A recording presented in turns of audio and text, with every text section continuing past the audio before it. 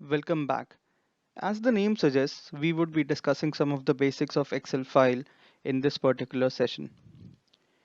Following are the topics which we would be discussing: what is a workbook or a worksheet, how to create a workbook, what are cells, columns, rows, and what values can be entered in a cell.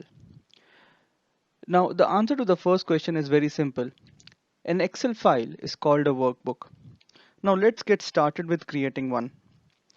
Go to the Start menu and search for an Excel icon. For me, it is not present here, so I'll just scroll through the various programs I've got on my system.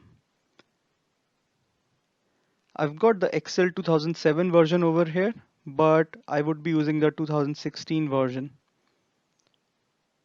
This is the Excel 2016 icon, so I'll just click on it to open it.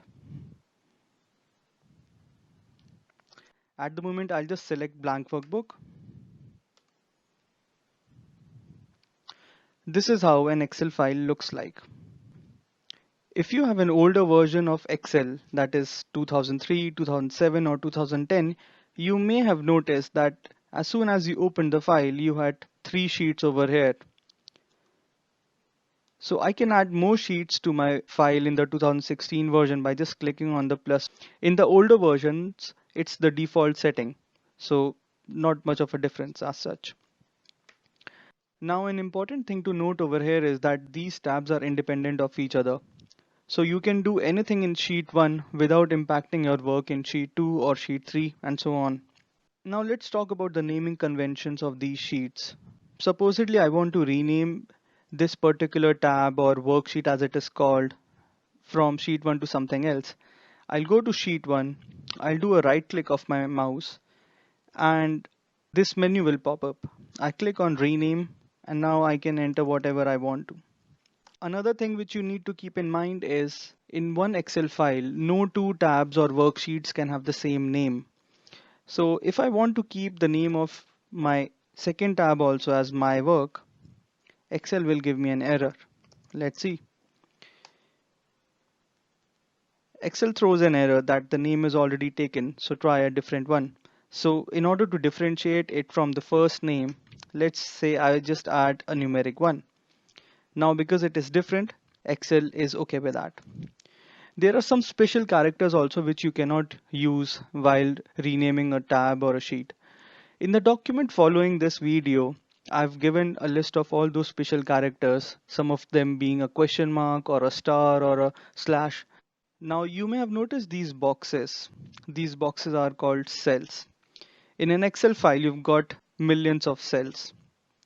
In a cell, you can input 3 different types of values. You can enter a text, you can enter a number, or you can enter a formula. Let's say for a text, I've got someone's name, Gary. For a number, let's say I've got his age, 30. For showing how you can enter a formula in a cell, I'll give you an example. I've got 5 employees, A, B, C, D, F. I've got their salary, $100, $200, 100 again, 50, 300. Now let me just convert it into dollars.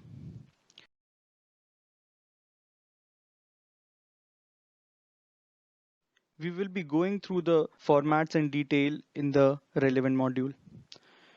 Now let's suppose I want to find out the average income being earned by these 5 individuals. So for that I will use a function average. The way to call a formula in an Excel file is by first typing equal to and then the name of the formula, bracket open. Over here I want to find out the average of these 5 cells, bracket close, and I've got $150. So these are the 3 different values which you can enter in an Excel file. One thing you may have noticed that whenever I'm moving my cells from one location to another, this particular area keeps on changing. So right now it is J10. Now it changes to H5. Now it changes to M13, J12. What this area name box basically gives me is the location of the cell or the address of the cell. Right now it is telling me that the cursor is on column J, row 12.